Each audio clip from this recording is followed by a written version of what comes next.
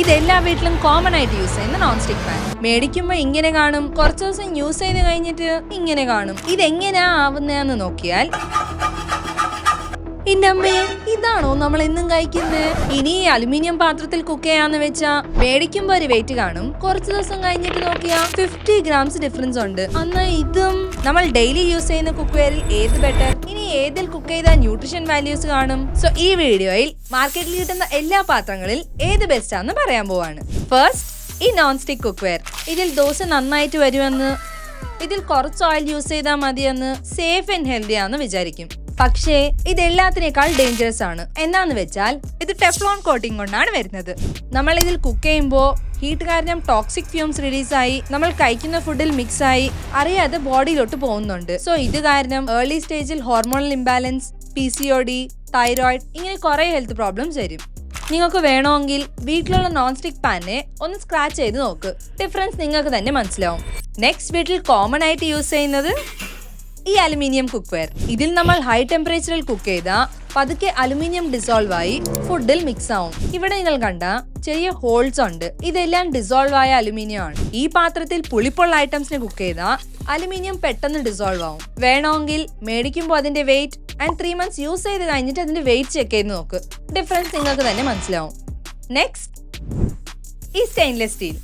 ഈ പാത്രങ്ങൾ കുഴപ്പമില്ല എന്ന് പറയാം, പക്ഷെ മാർക്കറ്റിൽ കിട്ടുന്ന stainless steel smooth and shiny ആയിട്ടിരിക്കാൻ വേണ്ടി നിക്കിൽ എന്ന് പറഞ്ഞൊരു ടോക്സിക് കെമിക്കലിനെ യൂസ് ചെയ്യാറുണ്ട്. നിങ്ങൾ സ്റ്റെയിൻലെസ് സ്റ്റീൽ യൂസ് ചെയ്യണമെങ്കിൽ അത് 304 or 316 ഗ്രേഡ് ആയിരിക്കണം. എന്നാന്ന് വെച്ചാൽ അത് 100% സ്റ്റെയിൻലെസ് സ്റ്റീൽ ആണ്. ഇനി നിക്കിൽ കോട്ടിംഗ് കൊണ്ട് കമ്പയർ ചെയ്താൽ അത് കുറച്ച് ഷൈനിങ്ങേ കാണത്തുള്ളൂ. നെക്സ്റ്റ്, ഈ കാസ്റ്റ് അയൺ കുക്ക് വെയർ. ഇതിൽ നമുക്ക് 2 ടൈപ്സ് ഉണ്ട്, സീസൺ ചെയ്തത് ആൻഡ് നോർമൽ.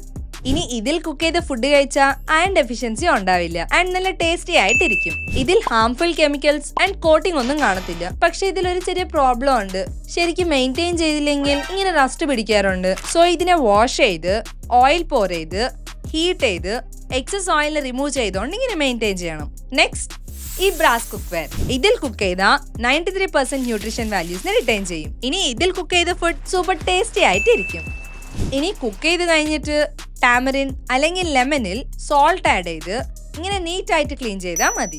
നെക്സ്റ്റ്, ഈ ബ്രോൺസ് കുക്ക് വെയർ. ഇതിൽ കുക്ക് ചെയ്താൽ 97% ന്യൂട്രീഷൻ വാല്യൂസിന് റിട്ടൈൻ ചെയ്യും.